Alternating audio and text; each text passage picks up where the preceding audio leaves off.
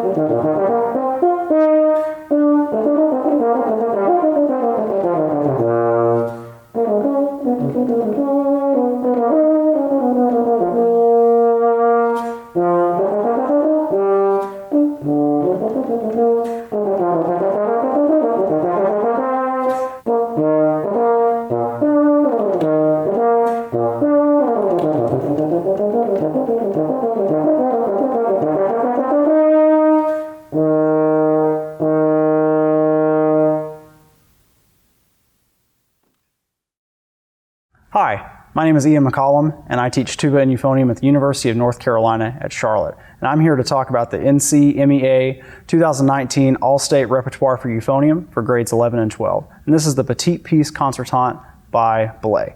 First, I want to go over a few general considerations for the entire piece. The first is that Balay was a French composer, and as such, we need to play this with a French style. For most euphonium players, that means that we're going to play this a little less bombastically than we're used to.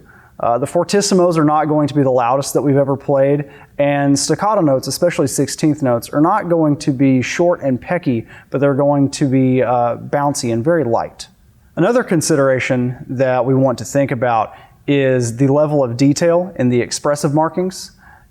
The second movement features a lot of different articulation markings, and oftentimes they come in close proximity to each other. So if we look at 14 from the end, we have staccatos and tenutos and marcatos and accents all in the span of a few measures. And we want to make sure that we translate all of this and write in the definitions when we play, because this is going to change the character of the music around it. And we want to make that clear to the judges that are listening. Consider the dynamic landscape. And what I mean by this is we want to find the highest point and we want to find the lowest point, or the highest dynamic and the lowest dynamic. And we want to make everything else relative to them. The melodic content of this work features a lot of jumps and leaps and things that can really make things not so smooth in our performance.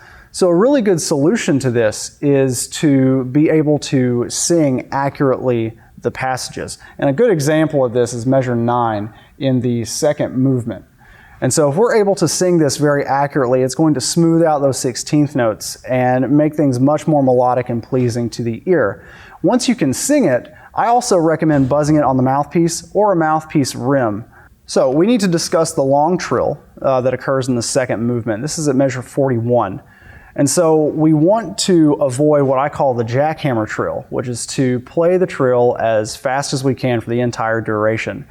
And my advice for this is to play the trill slowly at the beginning of 41 and at the beginning of measure 43. That way we can add some variance, but this will also add some clarity to the change in trill note in measures 41 with E natural and measure 43 to E flat. This is going to make this clear to the judges, and that's very important in your performance. Again, I'm Ian McCollum at the University of North Carolina at Charlotte, and I wish you a happy audition, and please have fun.